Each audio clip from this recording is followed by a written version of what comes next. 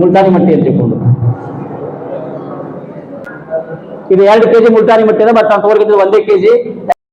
ಆಮೇಲೆ ಕೌಡಂಗ್ ಪೌಡರ್, ಇದನ್ನ ಕೌಡಂಗನ್ನ ಡ್ರೈ ಆದ್ಮೇಲೆ ಒಣಗಿಸಿದ ಮೇಲೆ ಮಷಿನ್ಕಾಗಿ ಪೌಡರ್ ಮಾಡ್ತೀವಿ. ಅದ್ರ 1/4 ಅನ್ನ ತಗೋತೀವಿ ನಾವು.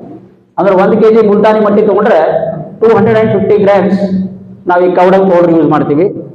ಆಮೇಲೆ ಸೀಕಾಕಾಯಿ ಪೌಡರ್, ಇದಕ್ಕೆ ನಾವು 100 grams ಸೀಕಾಕಾಯಿ ಪೌಡರ್ ಆ್ಯಡ್ ಮಾಡ್ತೀವಿ 1 kgಗೆ.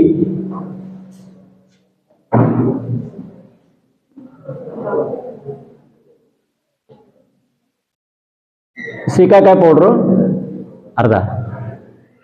ನೆಕ್ಸ್ಟ್ ಅಂಟುವಳಕಾಯಿ ಪೌಡರ್ ಅಂತ ತಿಳ್ಕೊಂಡು, ಅರಿತಾ ಪೌಡರ್ ಅಂತ ಕರೀತಾರೆ ಇದಕ್ಕೆ.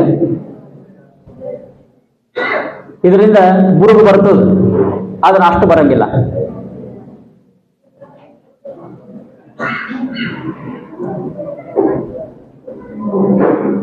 ಆಮೇಲೆ ಪ್ಯೂರ್ ಟರ್ಮರಿಕ್ ಅರಿಶಿನ,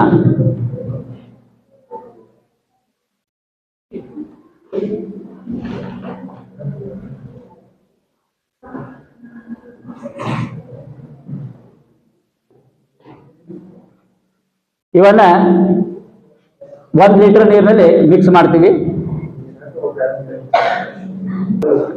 ಅದು ರೊಟ್ಟಿ ಹಿಟ್ಟು ಕಲಸಂಗೆ ಕಲಸ್ರಮ್ಮ. ರೊಟ್ಟಿ ಮಾಡ್ತಿದ್ರೆ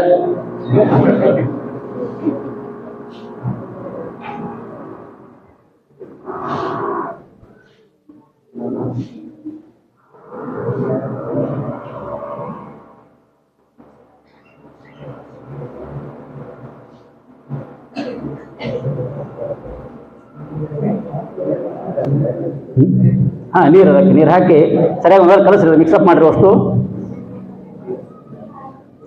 ಆಕ್ಚುಲಿ ಮನೆಯಾಗಿದ್ರೆ ಹಾಲನ್ನು ಕೂಡ ಹಾಕ್ತೀವಿ ಇದ್ರೊಳಗೆ ನಾವು, ಬಟ್ ಇಲ್ಲಿ ಹಾಲು ತಂದಿಲ್ಲ.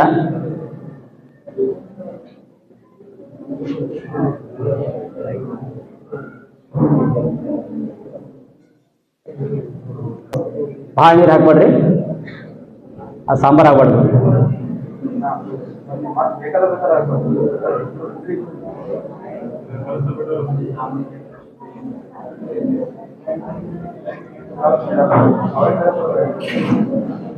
ಸರಿಯಾಗಿ ಕೆಲಸಮ್ಮ.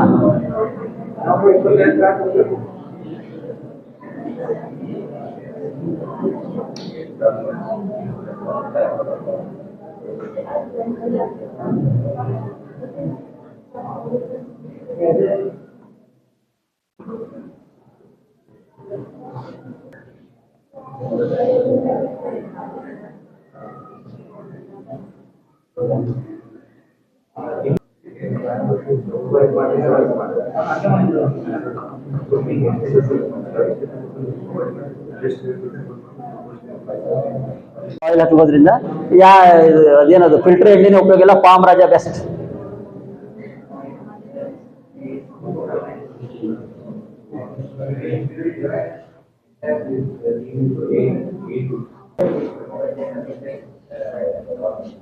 ಅದ ಸ್ವಲ್ಪ ನೋಡ್ಕೊಳ್ರಿ, ಅದನ್ನ ಸಾಚಾದಾಗ ಅದನ್ನ ಬರ್ತದ